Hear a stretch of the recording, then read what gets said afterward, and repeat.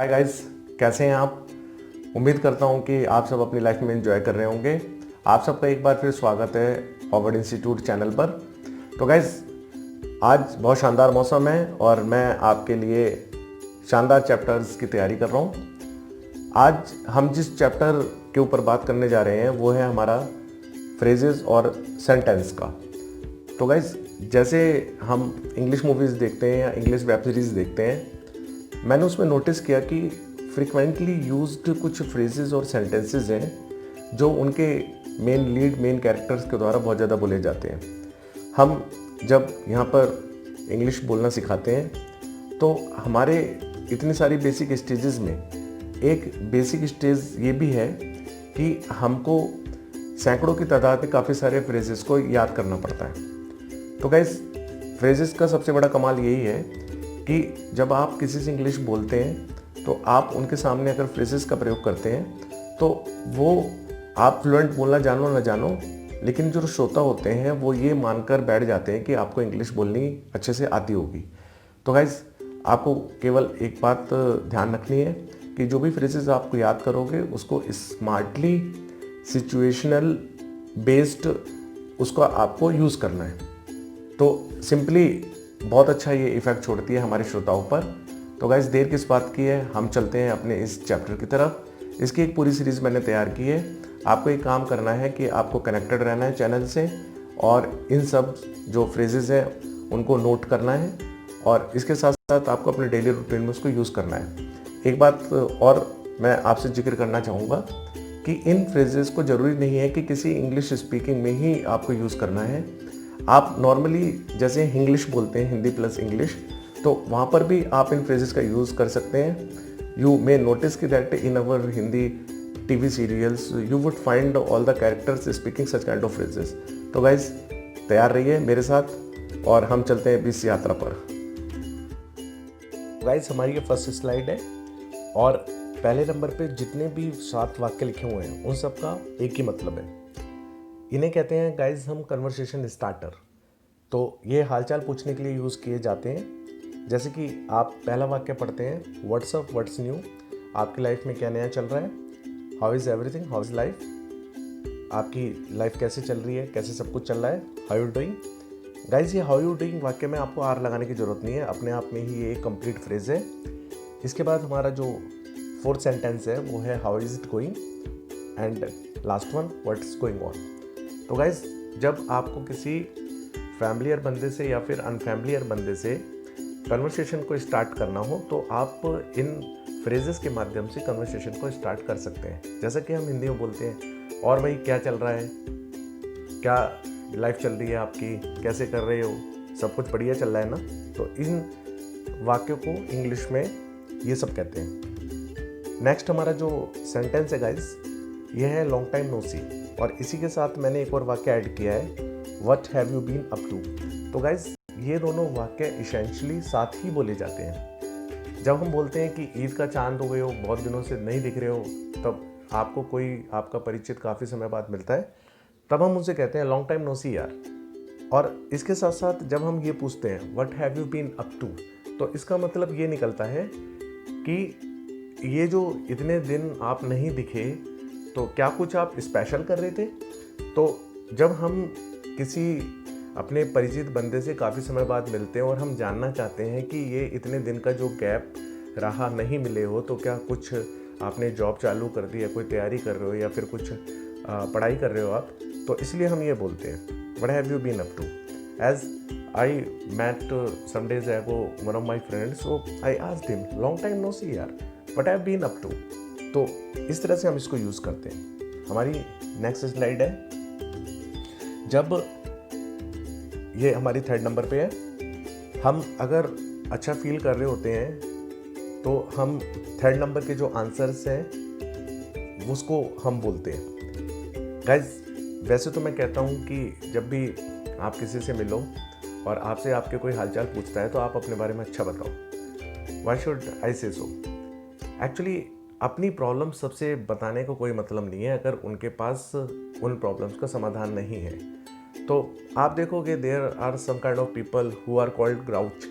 वो अपनी कंप्लेन वो सबसे कंप्लेन करते रहते हैं, अपनी ज़िंदगी की परेशानियाँ बताते रहते हैं। क्या मतलब है अगर सामने वाला सोल्यूशन ना दे? उल्टा आपकी जो पर्सनैलिटी है, जो इमेज है, वो डाउन होती रहती है। तो मुझे लगता है हर किसी से अपना दुखड़े रोना ये भी कोई बहुत अच्छी बात नहीं है। तो मेरे हिसाब से तो जो थर्ड पॉइंट पर मैंने कुछ फ्रेजेस दिए हैं, हमें अपनी जनरल लाइफ में उनका उपयोग करने चाहिए। तो आपसे किसी ने पूछा कि आपके हालचाल क्या है, आप बोलते हो pretty good, pretty cool, pretty fine. आप कोई भी एक अच्छी एडजेक्टिव यूज़ कर सकते हो प्रिटी के साथ। और इसी तरह से एक और वाक्य है, not bad, everything is fine, सब कुछ बहुत बढ़िया चल रहा है। गाइज ये जो मैंने स्लैश लगाए हैं, जैसे आप देख सकते हैं गुड कूल फाइन पर स्लैश लगा हुआ है आपका, तो आप यहाँ पे गुड कूल फाइन इनमें से कुछ भी इस्तेमाल कर सकते हैं। दैट्स नॉट नेसेसरी कि आप केवल यही एडजेक्टिव यूज़ करते हैं, कोई और अच्छी एडजेक्टिव भी ले सकते हैं आप जो आपको अच्छी लगे। और स्लैश का मतलब है कि आप दोनों में से कोई सा भी ऑप्शन चुन सकते हैं। तो चाहे तो आप बोलिए एवरीथिंग इज़ फाइन, या आप बोल सकते हैं everything is going on well. दोनों में से कोई भी चलेगा, no problem at all. And जो हमारा लास्ट वन है वो है कुडंट बी बेटर, मतलब इससे तो अच्छा हो ही नहीं सकता। इसका मतलब सब कुछ बहुत बढ़िया चल रहा है। तो गाइस जब भी आपको अपने हालचाल अच्छे बताने होते हैं तो आप इनमें से किसी का इस्तेमाल कर सकते हो, लेकिन कभी कभी जब आपका बैड टाइम चल रहा होता है या आप अच्छा फील नहीं कर रहे होते हैं तो आप इस तरह से भी बोल सकते हैं। फोर्थ नंबर पर ये कुछ नेगेटिव आंसर्स हैं या फिर नॉट सो गुड। जैसे किसी ने आपसे हालचाल पूछे, आप बोलते हो कुड बी बेटर, और अच्छा हो सकता है। इसका मतलब और बढ़िया हो सकता है, लेकिन अभी फ़िलहाल तो बढ़िया नहीं चल रहा। एक और आंसर है कैंट कंप्लेन। इसका मतलब कि अब जो चल रहा है उसमें क्या किया जा सकता है, प्रभु की इच्छा है, जो सब कुछ है बढ़िया है। इसके बाद हमारा एक और आंसर है नथिंग स्पेशल एज यूजुअल, मतलब जैसा चल रहा है, जैसा है वैसा ही है, कुछ खास नया नहीं है अभी। एंड ये हमारा फोर्थ वन है नॉट सो ग्रेट, बहुत अच्छा नहीं चल रहा है। तो गाइस जब भी हमें कुछ थोड़े स्लाइटली नेगेटिव आंसर देने होते हैं या फिर आप किसी के मुँह से ये सब सुनते हो तो आप समझ जाते हो कि वो अपनी लाइफ में कुछ बहुत ग्रेट नहीं कर रहे हैं। इसके बाद हमारी गाइस नेक्स्ट स्लाइड है, जब आपके लिए कोई कुछ अच्छा करता है, आपकी हेल्प करता है, तब आप उनको धन्यवाद अदा करते हो। तो हमारे थैंक्स कहने के बहुत सारे तरीके हैं जो मैंने आपके सामने लिखे हुए हैं। फोर्थ में आप देख सकते हो, एक तो बहुत कूल है थैंक्स लॉट, जो ज़्यादातर हमारे बीच में चलता है। इसके बाद थैंक यू वेरी मच, आप ऐसा भी बोल सकते हो। बस एक चीज़ ध्यान रखना गाइस, आप देख सकते हो फर्स्ट सेंटेंस में मैंने थैंक्स लिखा है, एक्चुअली में वो नाउन है, और जो सेकंड है वो थैंक है, वो एक वर्ब का काम कर रहा है। आप गाइस ये जो आपने बोला थैंक यू वेरी मच, तो आप ब्रैकेट में देख सकते हैं मैंने 4 लगाया, आप यहाँ पर 4 ऐड कर सकते हो। जैसे आप बोल सकते हो thank you very much for helping me, thank you for your advice, thank you for showing me the right way. तो in this way you can actually add something to your sentence. इसके बाद हमारा thanks कहने का एक और तरीका है जो थर्ड नंबर पे है, that's so kind of you, that's so nice of you, आप कितने दयालु हैं। तो गाइस एक हम हिंदी में बोलते हैं लाख लाख शुक्रिया, आपका बहुत बहुत शुक्रिया। तो इसके लिए हमारी ये 2 वाक्य हैं, थैंक्स आ मिलियन टाइम्स, आपका लाख बार धन्यवाद, और दूसरा है हमारा थैंक यू स्टार्स इनफ, मतलब आसमान में जितने तारे हैं उतनी बार आपका धन्यवाद। इसके साथ अगर आप, ये तो हमारे नॉर्मल थैंक्स हैं जो भी आपने ये सब पढ़े हैं, लेकिन हमारी जो लास्ट के 3 वाक्य हैं, जब आप किसी के प्रति बहुत ज़्यादा कृतज्ञता शो करते हो, बहुत ज़्यादा एहसान दिखाते हो, आप आभार प्रकट करते हो, तो ये थैंक्स थोड़े से भारी हैं। तो आप बोलते हो आई ओ यू 1, पहला वाक्य ये है आई ओ यू 1, या फिर आप ऐसे ही बोल सकते हो आई ओ यू आ ग्रेट डील, मैं आपका बहुत बहुत आभारी हूँ। या फिर आप कृतज्ञ, एहसानमंद होना, आभारी होना, इसके लिए हमारे ये 3 वर्ड हैं, ग्रेटफुल, थैंकफुल, ऑब्लाइज्ड। आप बोल सकते हो I am grateful to you. आप अगर गाइस वाक्य को आगे भी बढ़ाना चाहो तो 4 लगाकर, जैसे मैंने पहले बताया, बढ़ा सकते हो। जैसे I am grateful to you for your help, I am obliged to you for your advice. तो गाइस इन सबको नोट्स करते रहिए आप। इसके बाद हमारा जो लास्ट सेंटेंस है, can't express my gratitude in 2 words. इसका मतलब आपने जो मेरे ऊपर एहसान किया है वो मैं शब्दों में व्यक्त नहीं कर सकता। तो गाइज़ ये सब थैंक्स कहने के लिए हमारे बहुत शानदार वाक्य हैं, बहुत ज़्यादा चलते हैं हमारी इंग्लिश में। Now we move to our next slide. हमारा जो 5th मार्क डला हुआ है, जैसे ही आपसे कोई थैंक्स कहता है तो हम उसका जवाब इस तरीके से देते हैं। एक तो बहुत ही कॉमन है, अरे यार सब कुछ बढ़िया है, क्या दिक्कत है ना, it's all right, it's okay, आप कुछ भी बोल सकते हैं। एक दूसरा थोड़ा सा मोर पोलाइट है, एनी टाइम, आप किसी भी समय याद करो, हम हमेशा हाजिर हैं। एक आपने सुना होगा दोस्तों के बीच में या फिर जिनके बीच में इनफॉर्मल रिलेशन है, अगर आप थैंक्स बोलते हो तो वो एकदम से पलट कर आपसे कहते हैं यार दोस्ती में थैंक्स वैंक्स नहीं चलता, ये धन्यवाद कहने की ज़रूरत नहीं है।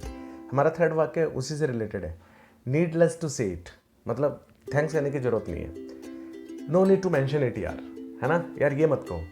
तो गाइज जब कभी थैंक्स सॉरी बोलो आप, इसका जवाब आप इस तरह से भी दे सकते हो, no need to mention it, needless to say, है ना।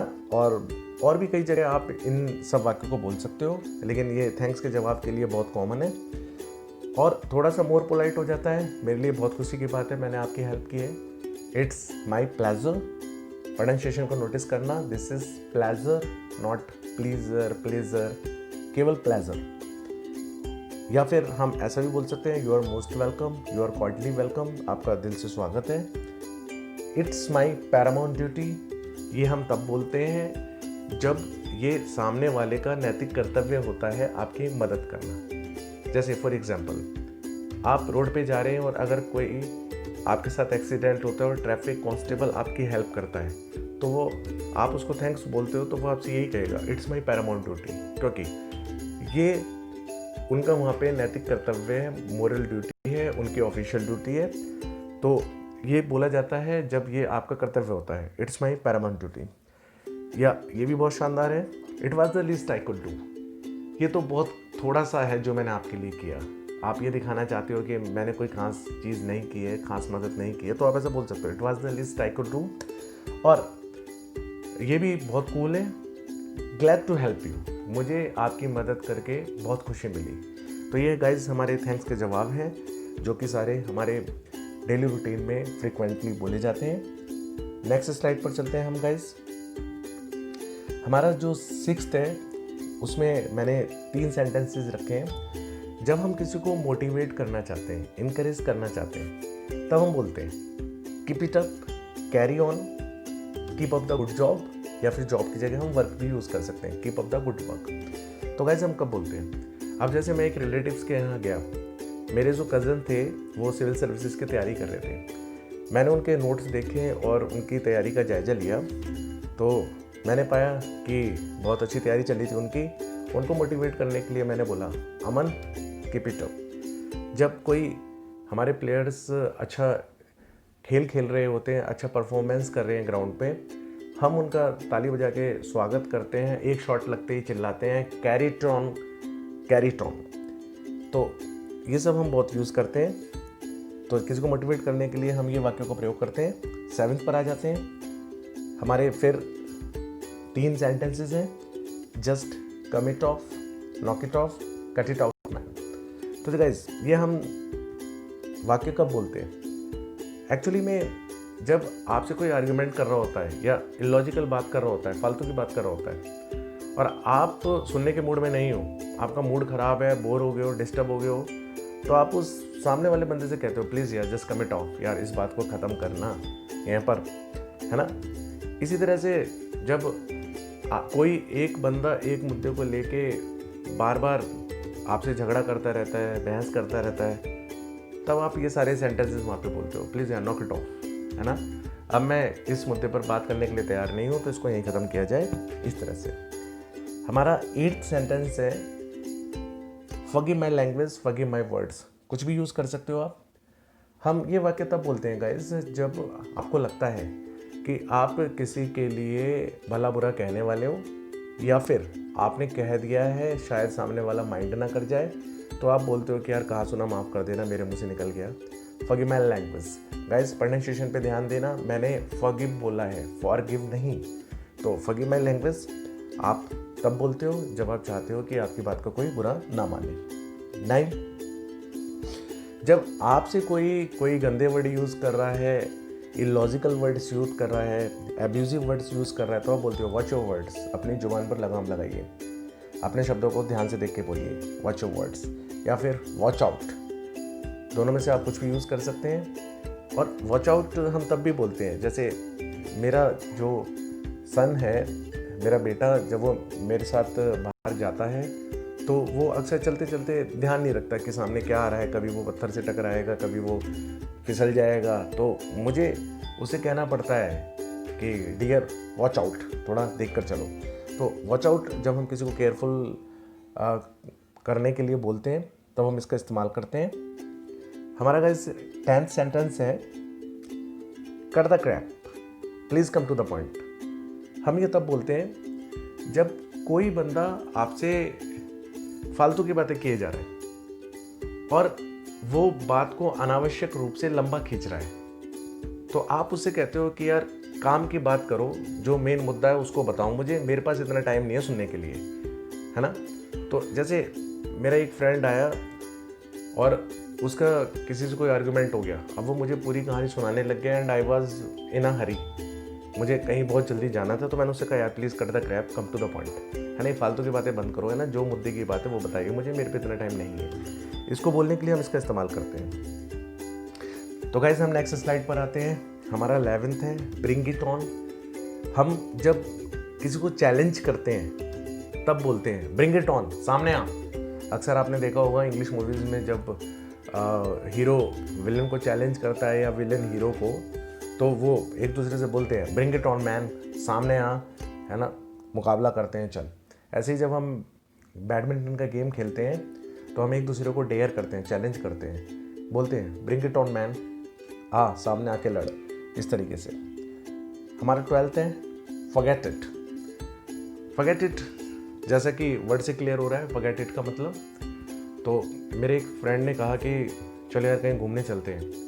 अब मेरे मार्क्स कम आए थे, मेरे जो फादर थे मुझसे बहुत एंग्री थे, तो मेरे मुंह से निकला यार फॉरगेट इट, मेरे पेरेंट्स मुझे अलाउ नहीं करेंगे कहीं जाने के लिए, तो प्लीज़, है ना, इस चीज़ को तो दिमाग से निकाल ही दो। तो हम फॉरगेट इट बोलते हैं जब हमें लगता है कि किसी चीज़ की होप नहीं है, कुछ काम होने के चांस नहीं है, तो हम बोलते हैं फॉरगेट इट, दिमाग से निकाल दो, कोई मतलब नहीं है। इसी तरह से 13th में जब हम बोलना चाहते हैं बिल्कुल भी नहीं, तनिक भी नहीं, थोड़ा सा भी नहीं, तो हम बोलते हैं no way, not at all. जैसे इसको हम सरप्राइज़ के लिए भी बोलते हैं। जब कोई बंदा आपसे बोलता है कि हे मेरा सिलेक्शन हो गया, एकदम से आप सरप्राइज बोलते हो, नो वे यार, मतलब कैसे पॉसिबल है, इस तरीके से। तो ये एक पॉजिटिव सेंस में हम यूज़ कर रहे हैं।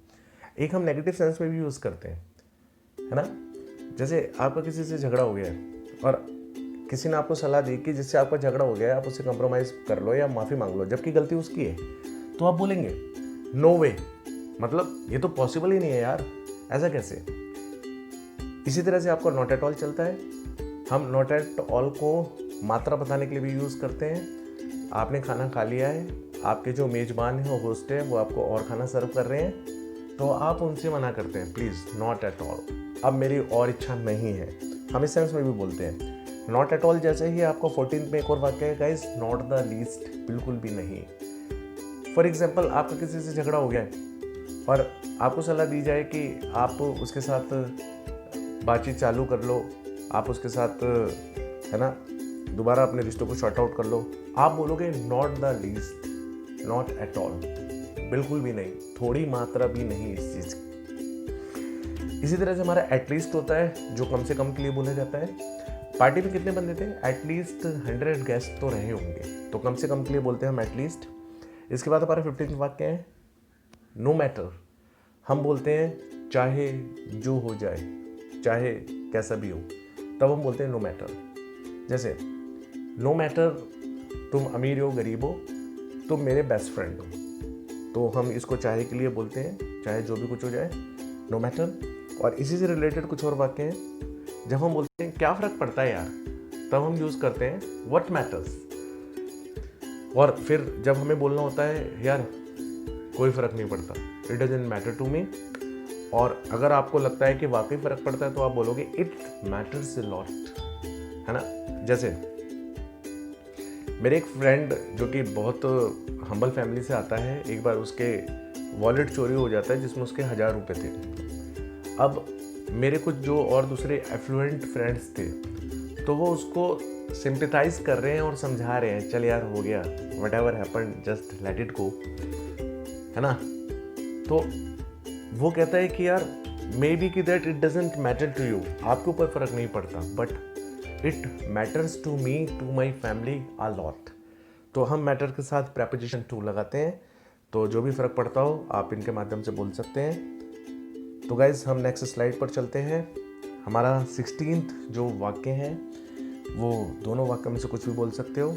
एक तो स्लिप ऑन इट है, थिंक इट ओवर है।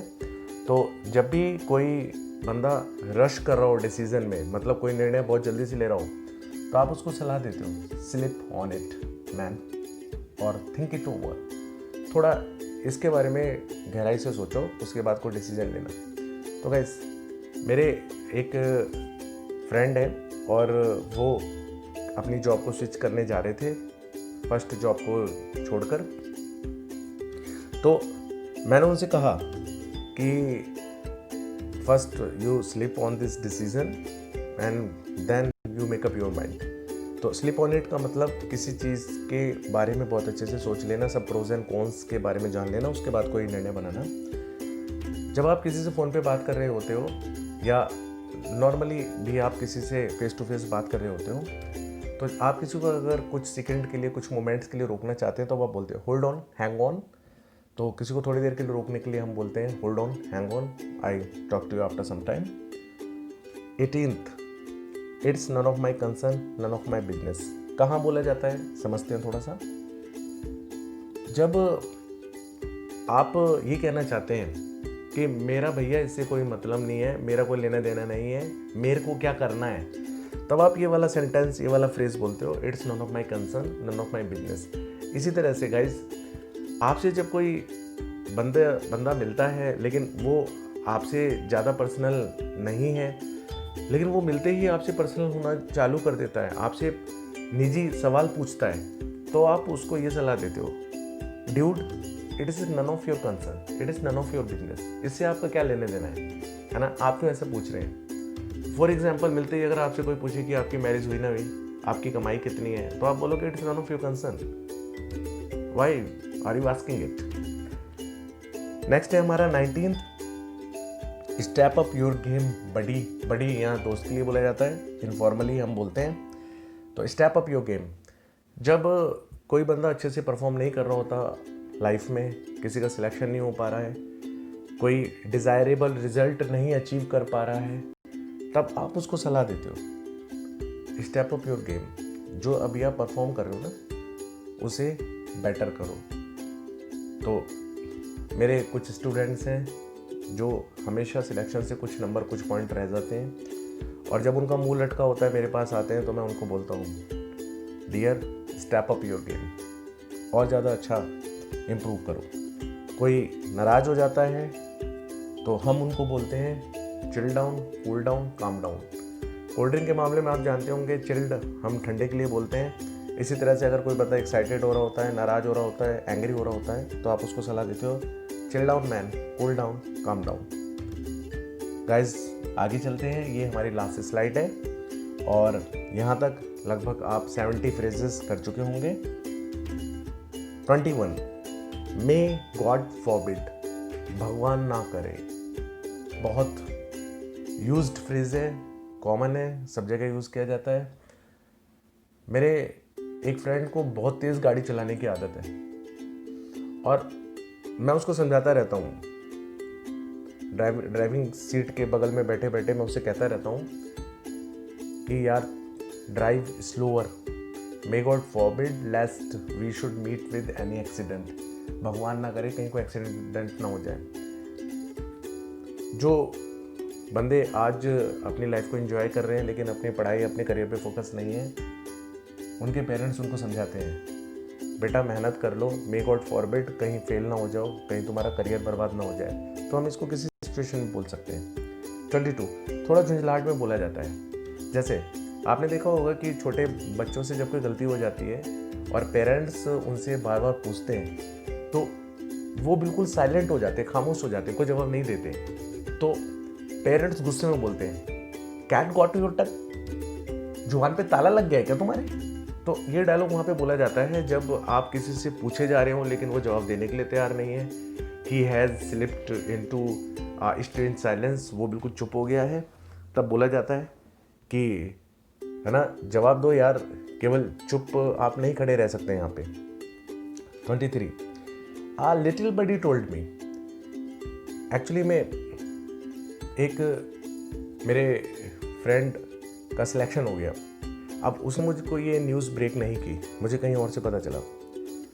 तो जब वो मेरा फ्रेंड मुझसे मिलता है तो मैं उससे पूछता हूँ, हाँ सिलेक्शन हो गया और बताया नहीं तुमने? तो वो सरप्राइजिंग वे में मुझसे पूछता है, यार पता कहाँ से चला तुम्हें?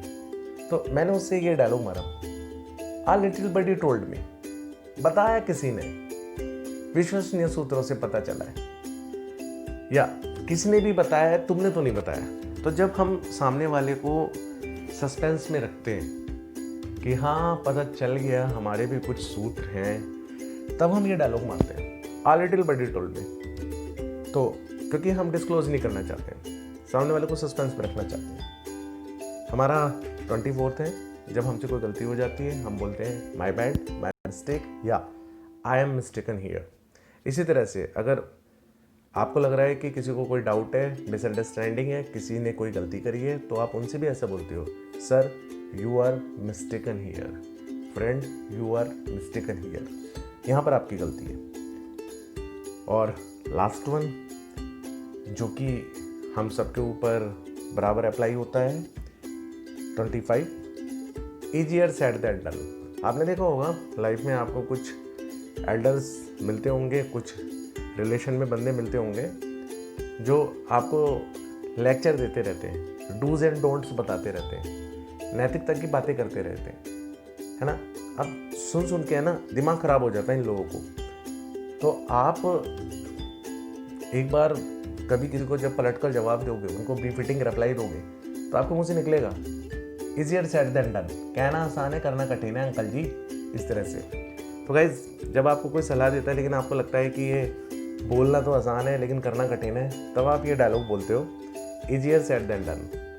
तो गाइज ये आज का चैप्टर था और इसमें लगभग 70 फ्रेजेस आपने सीखे हैं और मैं उम्मीद करता हूँ कि आप सब अपने साथ में नोट्स बनाए होंगे। कैसा लगा? आपके फीडबैक की ज़रूरत है, कमेंट कीजिएगा। और इसी तरह के कूल चैप्टर्स को पाने के लिए आप जुड़े रहिए हमारे साथ फॉरवर्ड चैनल पर। तब तक के लिए चाओ चाओ।